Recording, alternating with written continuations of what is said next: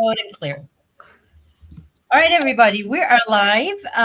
4 minutes late, which is very unswiss of me. So my apologies, but I had a little bit of a technical glitch.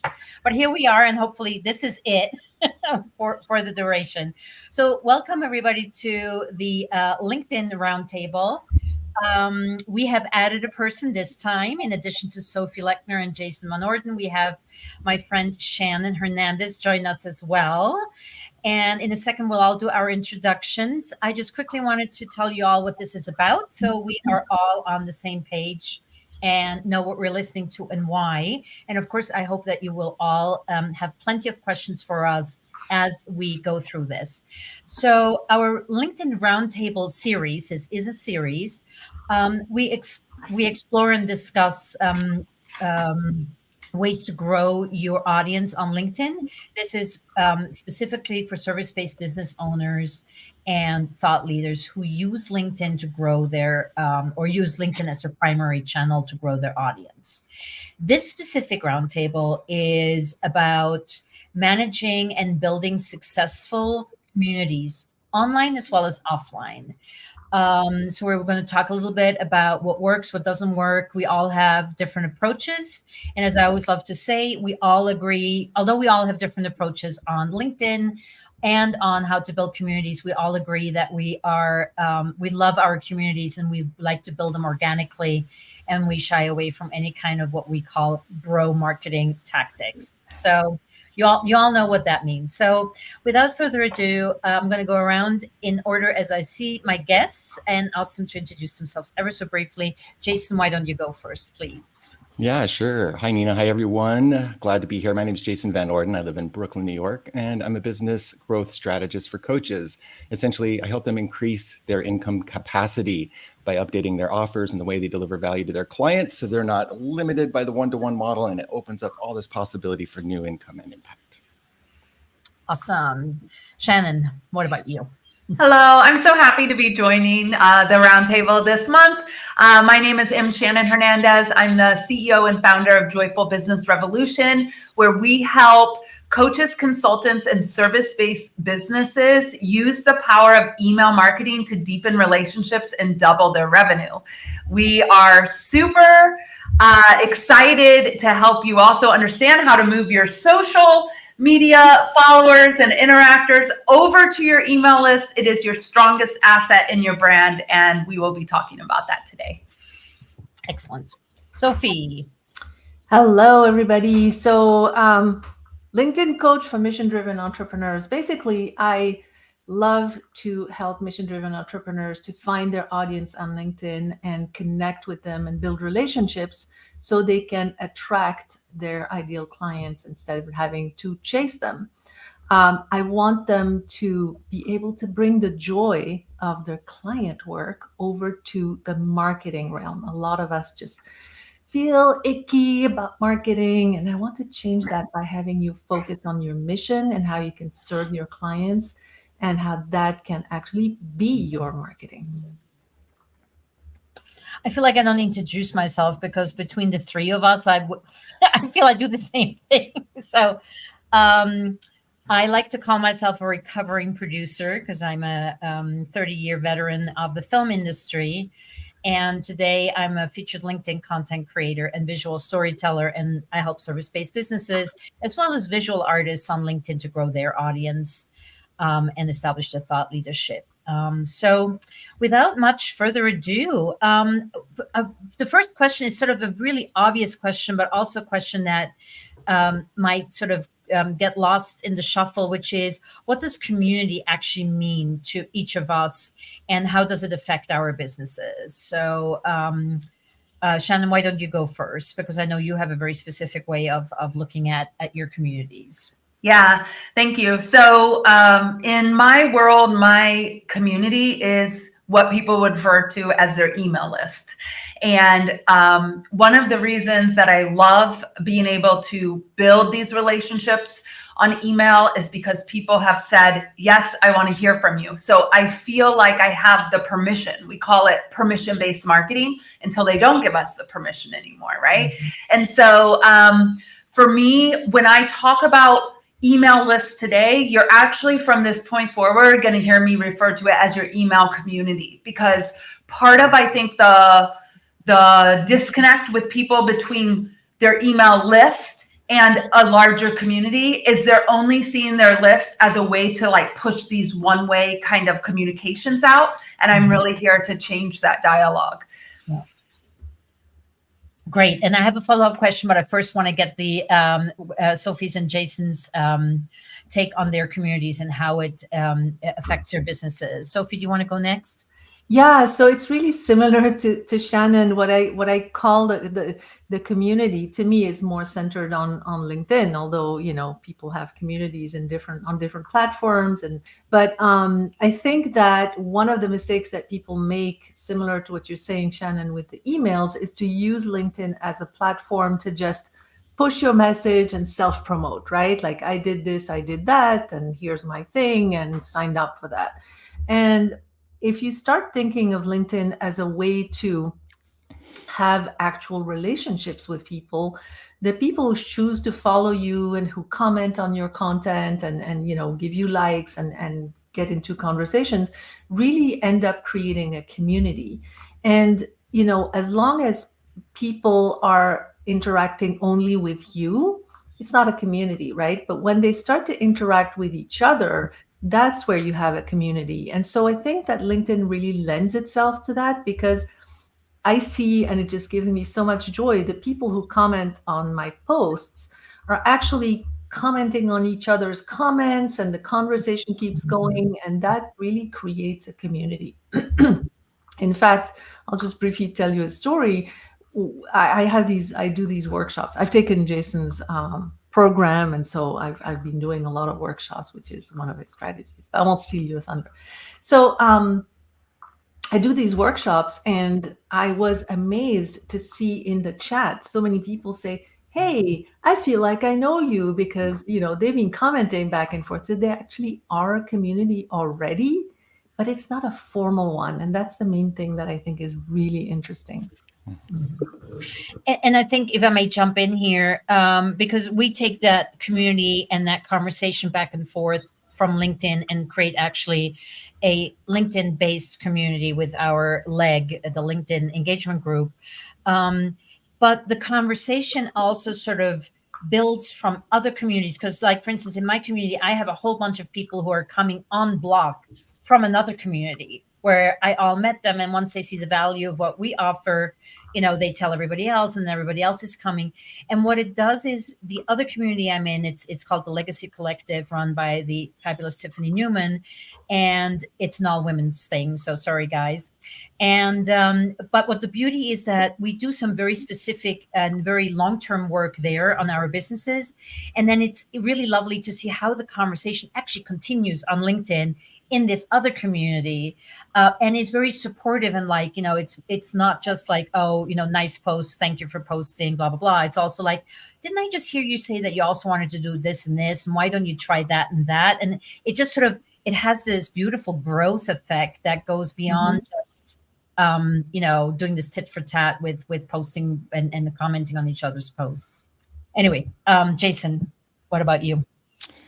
Yeah, so there's this great article on Harvard Business Review called The 30 Elements of Value. And in it is this diagram of a triangle or a pyramid, kind of like this. And it's loosely based on like Maslow's hierarchy of needs. And it's like 30 different types of ways that businesses, entrepreneurs can create value for the people that they serve. And right up there towards the top with things like self-actualization and legacy is belonging and affiliation. Yeah. And so really, I think it comes down to that through these various channels we're talking about, through the messaging that we use, the language that we share and create with them, the values that we have in common. We offer that way for them to feel a sense of belonging, you know, in relation to us and our message, and that they're part of whatever we're putting out there, but more importantly with each other and others that are, you know, within our orbit and maybe following what we're putting out there as well. So it comes down to that belonging and affiliation, I think. Yeah. And I think that also is, you know, I think in our cases where we're creating our own communities is sort of taking the matters in our own hands and creating the communities that we would like to be in, and are maybe not necessarily seeing being created, right? I know for me, for sure, I drown out in communities that are too big. It's just not for me.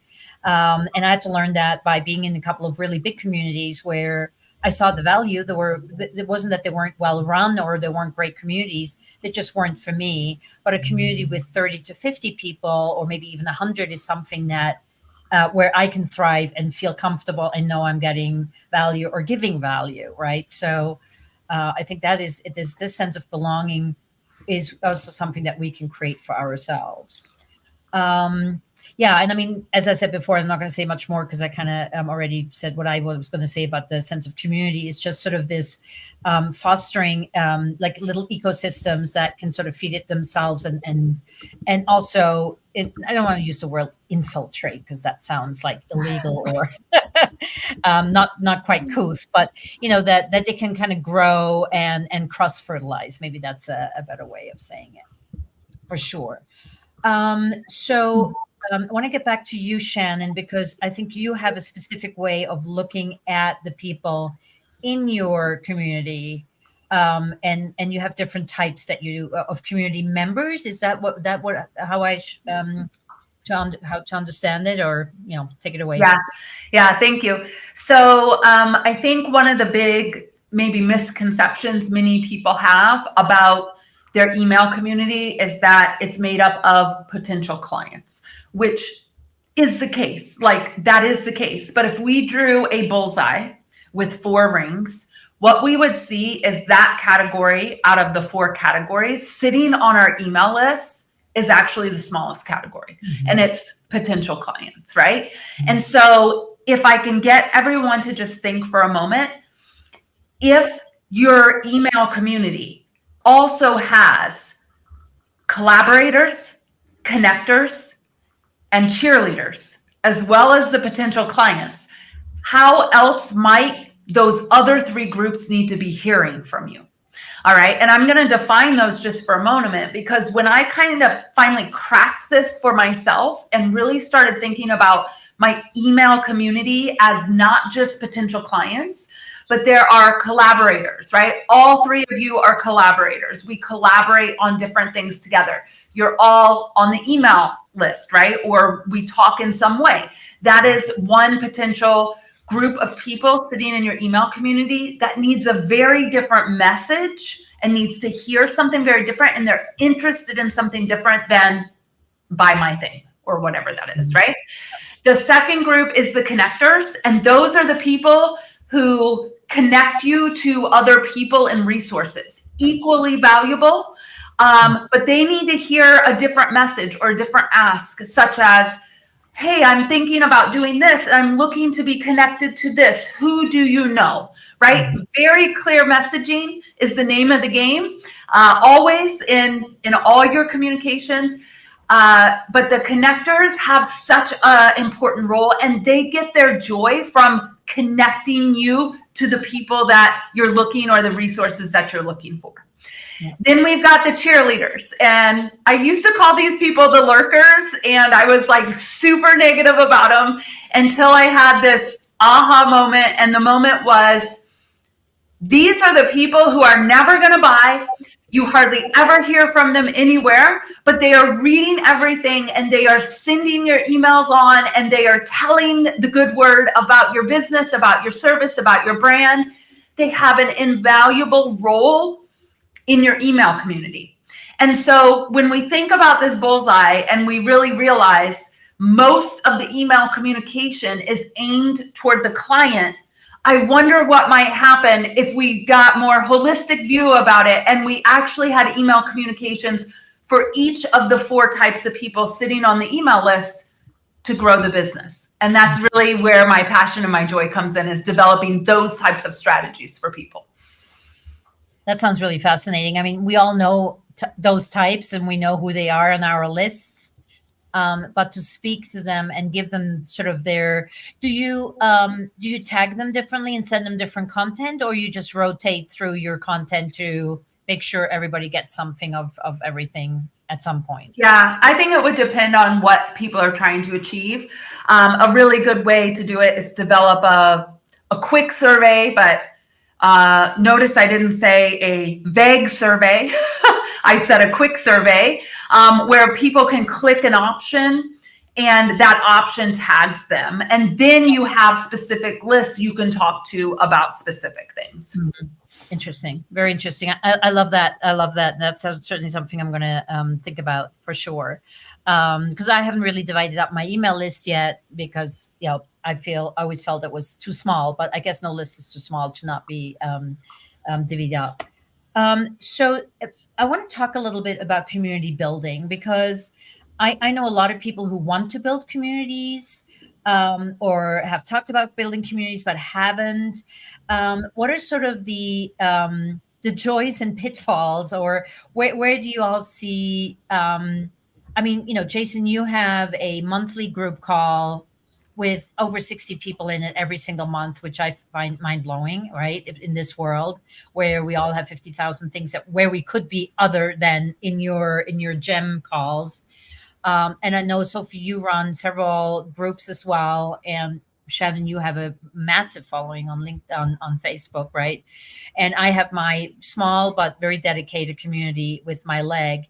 I just want to sort of talk a little bit about, what we've learned in building a community and maintaining one, right? Because both are two different things, and both are not without their merits and their, hard work, so to speak.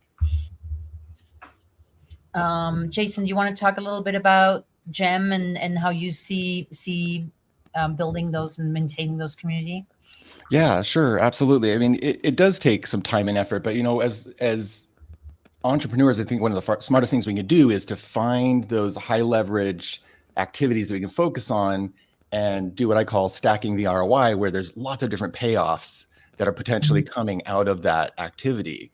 And so speaking of, for instance, giving these consistent opportunities where people can come together and connect with others around, and it's associated with me and my brand and my co-founder who brought this together, but, they're the real value that they're bringing to the call because they're there to meet each other. And not only does it's a part of my customer journey and funnel, like I identify people that might be clients through that without even being salesy on the calls, but also it helps me build and maintain my own network. It gets me more referrals because people are constantly referring others into that group. So like people are being introduced to me and my brand before the moment of even, you need that service, go talk to Jason. It's happening even much earlier in that journey.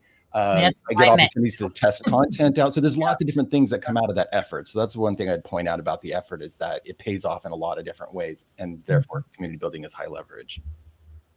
Yeah, for sure.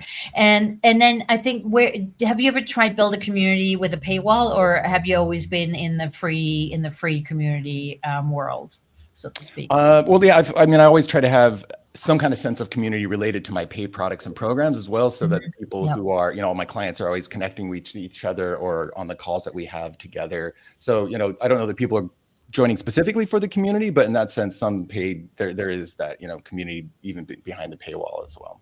Yep. Very important. Very important. Yeah. What about you, Sophie? Yeah, so I have two types of communities, sort of at both ends of the spectrum of paywall or no paywall, right? So I have a few communities of about 50 people each that really are very that's free, and it's really very loose in terms of what happens there. It's really about our content and sharing our content and commenting on each other's and sort of supporting with meaningful comments that can continue the conversation. And so, like I said, there's a lot of conversation there. I also recently launched a free co-working community. So yours, Jason, you talked about GEM is networking. This one is really just co-working. So when you think about it, it's not that much in terms of content, but I answer questions during the break, whatever. But the thing is, it's really aimed at my particular kinds of people. And so when I launched it, like 60 or 70 people signed up within 2 weeks. I haven't even promoted it or shared it or anything like that, because it's like you said, Nina, these communities need to stay small, at least for me as well. So but we consistently have 10, 15 people show up, and it's just lovely. We just have this interaction. Now, on the other end of the spectrum, I have very, very, very small communities that are behind an expensive paywall. So it's a group program, but you can also call it a community because it's really very, very supportive, with a lot of support, of course, coming from me, but also from each other. And so there's really a very strong sense of community in that very, very small 5 people group. Yeah, like the cohorts, or stuff like that, which I found to be, I used to run cohorts, and I found them to be incredibly valuable beyond what they were learning, just because community suffering is just different than suffering alone or with a coach.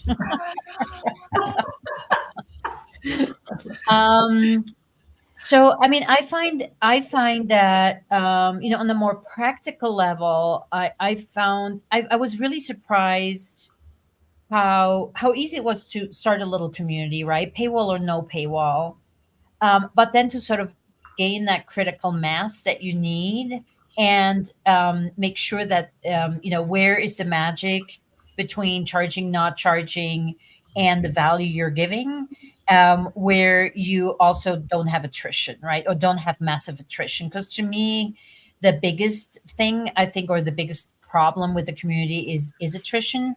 And I've noticed with my community, I mean, other than one person who outright just didn't like the community, and I'm like, well, then you just were not a good match. I have had no attrition in over a year, but for 2 people who got sick and had to stop doing business things, So, and even those people didn't quit; they asked for a freeze. So, it's like, okay, so there's somewhere is sort of that magic between pricing, offer, and you still running a valid or a viable business, right? Any thoughts on that? Yeah, I think this is a fascinating point of conversation, this attrition conversation. And it is like, for those of us who love community, of course, we don't want attrition, paid or not paid, because it's usually reflective that either it wasn't a good fit. So to me, that's a messaging and marketing problem on getting the right people there. Or something I do want to highlight, and I'd love to have this discussion around with the 4 of us today and our audience, is how many communities can you actually belong to and do it well? Yeah. Right. And so one of the things that I've been really mindful of in our email marketing and mentorship community, which is a year-long program, paid program, it is a community. But from a marketing and a strategist perspective, it was really important to me that I had a duration on there that was not people coming in, month out, month in, month out. That, to me, I would rather have less members that are more engaged and in it for the long term than 47 a month here, leave, come back. Like, that's never been the business model that I've wanted. And so I'd really love to talk about this, and just through each of your lens, I think it's a beautiful question, is should we be doing a better job vetting people who want in community and asking them, how many communities do you actually already belong to, and are you participating? Because there's a difference between joining and a difference between committing and becoming part of the community. Yeah. It's interesting you bring that up. I started, and I really didn't want to do this, but after a year, Robin and I, my business partner and I, decided that we're going to give it a try, which is allowing people to do a monthly trial. Because for that exact reason, I didn't want that popping in and out. I felt I wanted to really protect my people who, have been with us now for over a year, have been very, very dedicated, and have put in, their share of also work to make this a community and recommend us to their friends. But what I really learned is, if the community is right and the people who are doing the monthly trial are right, I have so far had every single person who did the monthly trial also then go into the actual community long term, with the exception of a person I have right now. and that person has not even managed to fill in the form or be onboarded. And, I was talking to Robin about, following up and this, that, and the other. And at some point I was like, you know what? I'm not going to follow up because this person is not going to stay. They're obviously overwhelmed. They obviously don't have their shit together enough. If they cannot fill out a 2-minute form, they cannot probably be posting regularly and comment and be part of the community and do the monthly calls and the quarterly planning sessions. I might be wrong, but I think I've been around the block enough to know that I'm not wrong. So I'm not going to follow up because I don't think this person is going to be happy in our community, and she's going to waste her money, right? So I think being very I have a list of people who are no's that I don't want in my community, not because they're not nice people, but because I think they're not going to be a good fit. Yeah. And I think that is part of why I don't have the barely or no attrition to speak of. Mm-hmm. Yeah. What about you, Sophie? How do you? It's a tough nut to crack, that balance between the price that you charge. So you have to charge something a lot of times for people to really be committed. I mean, there's that question, right? Do you balance between that, the content, like you want to provide content, you want to provide, when I say content, like activity or value, obviously for the community, but for it to not be too much. Like some communities, the one we belong to with Tiffany, is a call every week. Now, is that not enough? Is it too much? A call a month, like figuring out the price to activity level and fit is a very tough nut to crack. I don't think I've found the perfect solution. I don't know if any of us have. And I think it changes, right? I mean, the one thing that we all know is that in our business, the one constant that we do deal with is the change, right? And I think that's a good point too. Is like, what are you offering? Like a call a week is a lot. And that was also in the beginning when I think all three of us ladies are actually part of Tiffany's group. But I also find that with her, the way she set it up, it's a choice, right? You don't have to be on those calls to get or not get what you're getting, right? There's other levels of what you can get. And I think that is sort of important to sort of serve all the different kind of learners or the different kind of types of people in the community. So there's people who do really well with the written content. There's people who do really well with the video/audio content. There's people who want that weekly call. They love having that on their calendar. It's the highlight of getting together with the girls or the group or whatever. And then there's the people who just love the fact that there is a community that can text, that there's a software that you can use to build community through personal texts or group texts. So I think, a lot of people, everybody works differently or ticks differently. So sort of having different levels of engagement to help different learners and types, I think is very important too. Yeah. And I think there's also, let's be honest, there's different goals, right? So there are communities that we have to provide value to the people in them, usually would be paying communities. And sometimes we also can start a community, which is, very nice, but the goal is to have people in there who could potentially become clients, right? So that's also part of the equation. Yeah. Jason, any thoughts to add there? Yeah. So, I mean, in terms of attrition and cohesion, so one thing that's really important that I'm also hearing some themes of here is knowing what the ethos is of your community and making sure that people know that as they come in, because it's both a filter as well as glue that holds people together. So it's like, what do we stand for? What do we stand against? What what kind of value are we here to offer to each other? What kind of value can you get by coming and being a part and contributing to this community? And if that's made clear up front, then that can do a lot to bring the right people in, filter the wrong ones out, and hold together those that you do attract. So be clear about that as you go in, or discover it along with your community and define it with them as you get going. Right. Very true. And I think also that, it sort of rises and falls also with how you are as a leader. Shannon, you were going to say something earlier?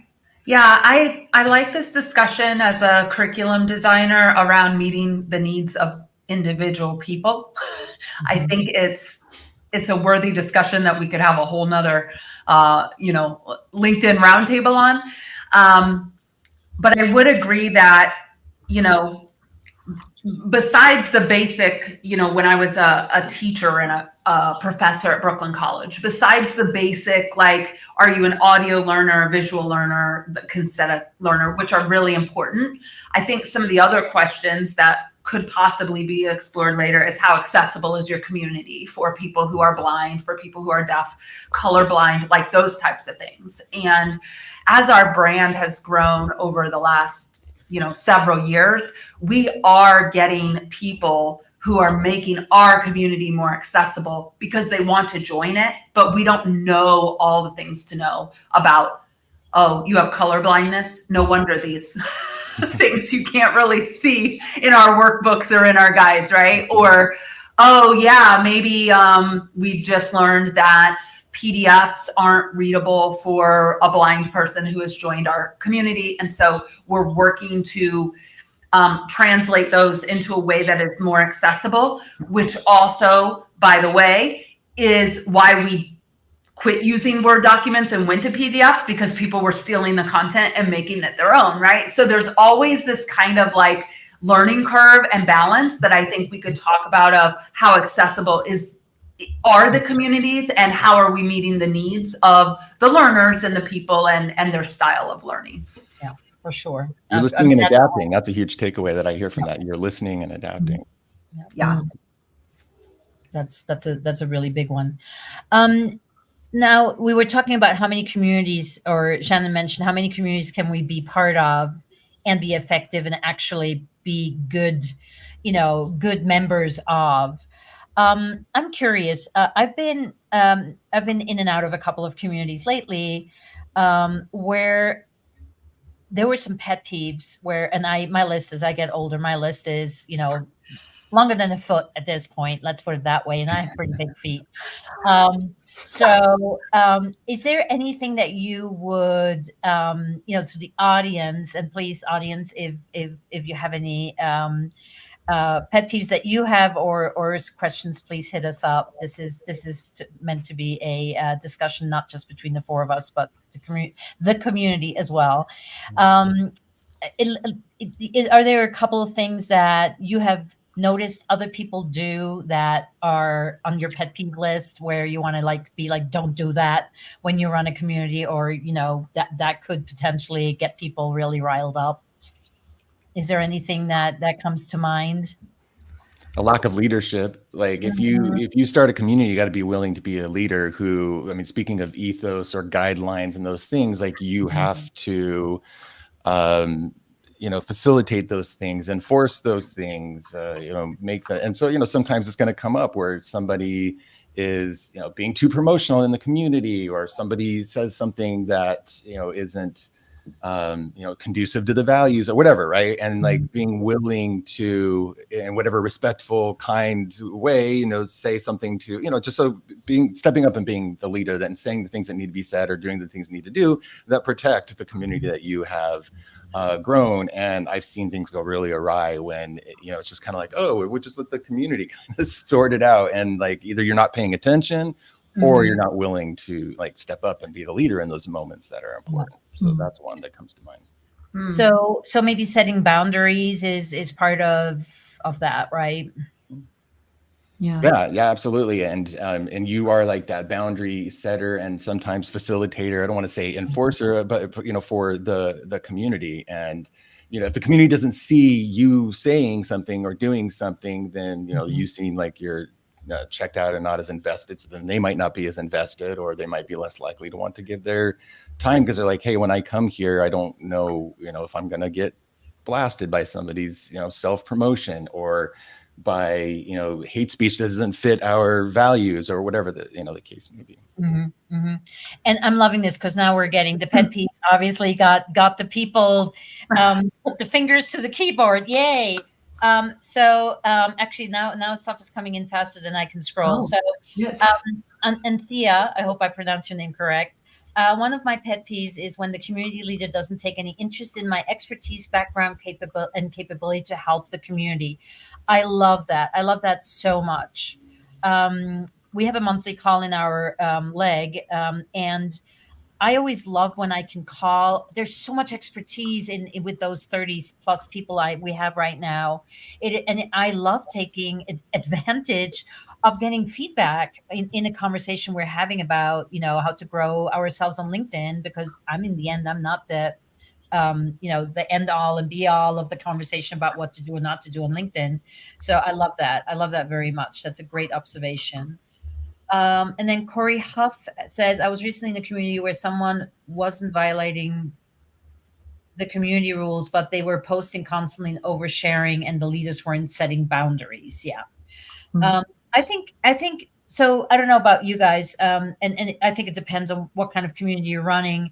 I have a little, a form that people need to fill in before I even onboard them. So it is a stepping stone you have to go through. Otherwise you're not being onboarded. And it clearly states what is kosher and or what is expected and accepted and whatnot. And then sometimes there's some friendly little DMs, that, on LinkedIn. That's like, maybe not. I want to talk about I think this is really important to the question, but it goes with what I would call is a proper onboarding sequence through your email for the people joining your community, right? And I'm talking like you're taking, and this is where Jason and I know we could geek out a million times on this customer journey. And like, if you're bringing someone into a community, what can they expect? What are the boundaries? What are the expectations? What are the guidelines? What is to do, yours to do? What is not yours to do, right? And I know this sounds sometimes heavy, but I think the reason people have problems in communities is because they haven't, one, given that any thought, or it's all living here and their members don't know what the expectations are, right? And so just as if we have like this ethos or this manifesto or this like guidelines, one of the things that I wanted to bring up is our communities are constantly evolving. They really are, right? And so I have an email marketing mentorship community. I have an email community. It grows every week. Each one grows every week. It is evolving. It is growing. It is not static. And so one of the things I have to think about as a leader is if person A gets dropped into one of these containers of community, how in the hell are they going to know what's going on? One, not just with the tech or with where we're meeting or what the expectations are, but we have a language in our community, right? Yeah. We talk about the content personality wheel. We talk about the 4 types of the audience that I spoke about at the top of the hour. And so we have provided, as part of the onboard sequence, a start here video, a picture dictionary or a glossary of the common terms that you will hear in the community. And I think if more people could think about this in terms of how do I make the newest person feel the most welcome because they're being dropped into an existing container, the communities would function a lot better overall. I would agree 100%. Yeah. Yeah. And to add to that, Shannon, I mean, yes, the onboarding, but then there's also the reminding of, the current members. And that's one thing that I've, sort of not really thought of much, but I see that, so there's onboarding, I have a little page that everybody goes to, and so they know what to expect. But then, there's what you might call slippage, right? And it's not really in my nature to go and, say, hey, don't do this, do that. And so I was just getting a little bothered by a few slippage incidents. And finally, in my community, I made a, post and said, well, let's, as nicely as I could, to avoid these slippage things. And I was just surprised at how grateful my community was. They all were posting, yeah, this is great. We all agree. Let's follow this. And, so people, it's encouraging to take more of that leadership role, even though it's a free community. And so, but still. I think a well-run group is so valuable, as I said, and as Jason has said, all of us have said. And I like with my LinkedIn group, we have posting rules, but we all have full-time jobs, and probably more than full-time jobs very often. And there are certain things that I let slip, but I'm very open about what I let slip and what I do not let slip. And there is absolutely no pardon for certain things. And my group knows what those are. And to the point where I actually get, because I can't always be everywhere and look at every single, post, how many people have commented on you or haven't. But I encourage my group just to let me know without, blasting people, if there's members who are like, breaking those hard and fast rules. And I think, as with everything in life, I think we need those boundaries so we can be as expressive and free as we want to be within those boundaries, right? And and that's why I have that form, and a good onboarding sequence is really, really important. I also want to just quickly get to Kristen Peters' comment, which I think we have sort of mentioned, but just want to shout it out, that, one of her pet peeves is people trying to use the community just for promoting themselves without bringing anything additional to the table. And I would totally agree on that. And sometimes it's very sneakily packaged as, advice, but we all know who those people are and what they do and how they do it. And very often not welcome in those groups. Yeah. Go, Shannon. You are You're muted. Sorry. I want to talk about a comment. It's not showing up here, but I see it over on the LinkedIn page, which is from Greg Walters. And he said, speaking of email and LinkedIn communities, won't LinkedIn take the place of an email list? I could go on for hours about this. The answer is no. They serve two very different functions. And if you're in business to generate revenue, you will prioritize getting your LinkedIn people over to your email list who want to hear from you, so that if LinkedIn disappears, your business does not go poof. As we have seen people's LinkedIn profiles disappear, Facebook, Twitter, X, whatever it's called, wherever they're at, I get these people in tears monthly.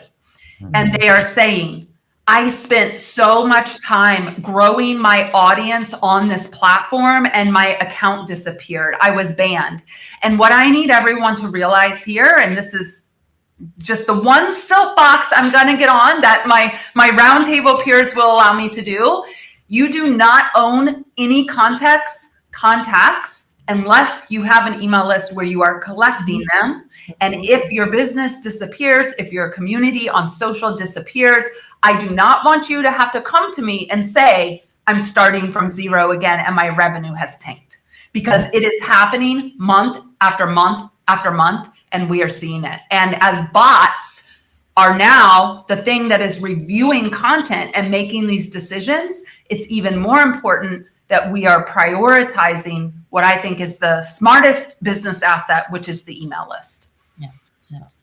Yeah, I think everything has its place within, our funnels or in our how we set up our businesses. And as someone who has had their profile banned, it is effing nerve-wracking. It happened many years ago and was my own fault. I used a plugin that I didn't do my homework and didn't know was verboten. And what I also didn't know is that I had to remove it from my actual browser as a plugin for LinkedIn to reset the clock to another 72 hours and then give me my profile back. That was a really ugly week. So yes, and yes again, get your clients and the people you want to really talk to and have be your community off the platform. Very, very, very true. Very true that. So the pet peeves, we talked about that. I love that we kind of got a couple of people engaging on that question. I want to add one that is really, really doesn't seem to be that big a deal, and it's the hugest deal ever.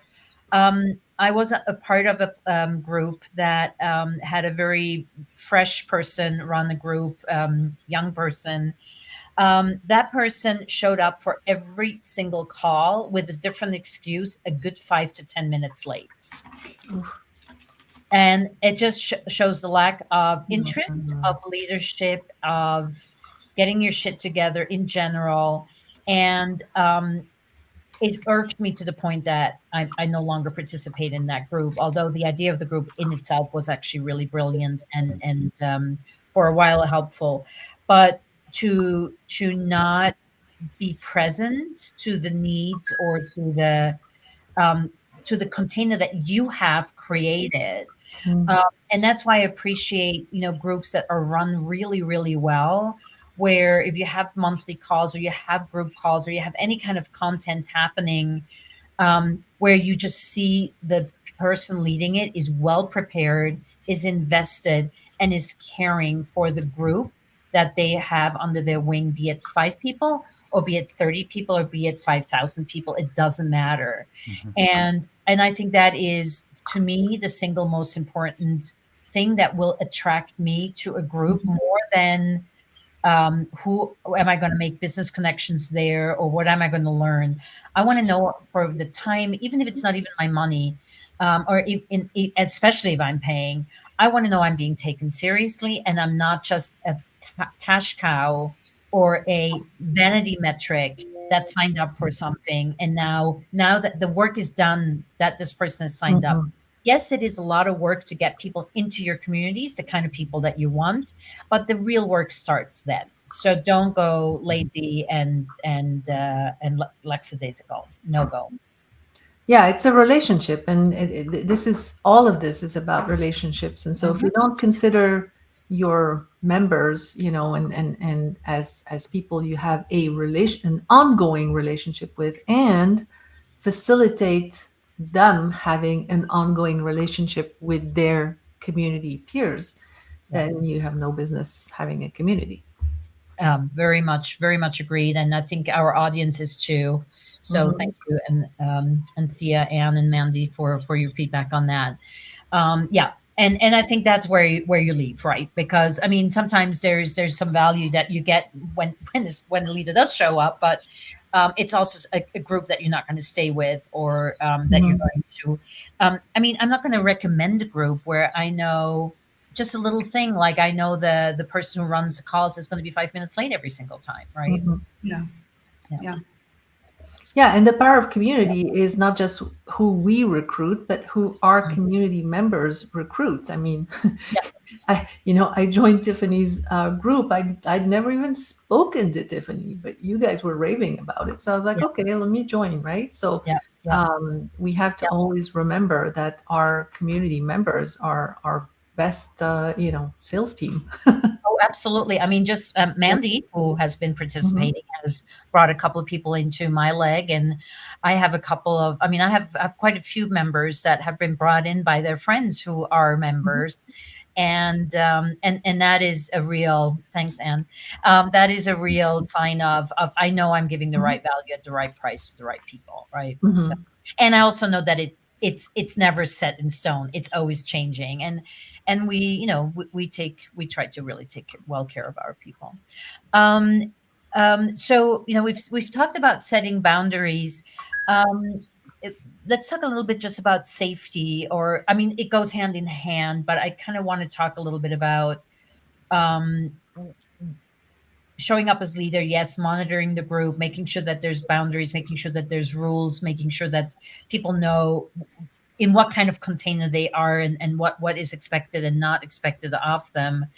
Um, but also, I think for a lot of business, small business owners, solopreneurs, as we are, um, there's also these communities also are a place to maybe, be able to vent a little bit or to sort of, find a home, right? Another home. And because I mean, I've been in business for 30 years. The first 25 years, I was just, you know, flailing around by myself. And I had maybe once a month a lunch with another, production company owner. And that was it. I mean, I never had a community until not the Zoom thing happened and, Meetup happened and all that internet stuff happened. So, um, any insights there?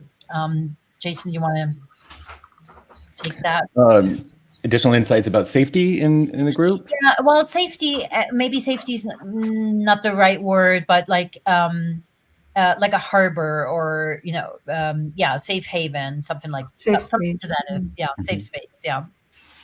Yeah, I mean, like that goes, yeah, along with like knowing what the ethos and the values of your group are and who you're, and protecting not only the ethos, but protecting people's time. If there's some like you mentioned, like if the person's always showing up 5 minutes late to a facilitated call or whatever, right? And so, one key aspect of my community is the monthly networking meetings, and they're 90 minutes long, and we know that people are, like you said, like they have other things they could be doing, right? And so, we try to really respect their time in terms of the value that they're getting, in terms of how we run things, and starting on time if we can, and making things clear and easy to be able to attend the meetings. I mean, these are all little things where all these little bits of friction are what add up to, like, and it might not even be a totally conscious decision on someone's part. They just stop coming. They just stop prioritizing it. And then over time, they slip out of your community. So that's one thing that comes to mind. It's just like, protecting people's time and, what they're investing to be a part of your group. Yeah, we really have to think of, sorry, I'll go.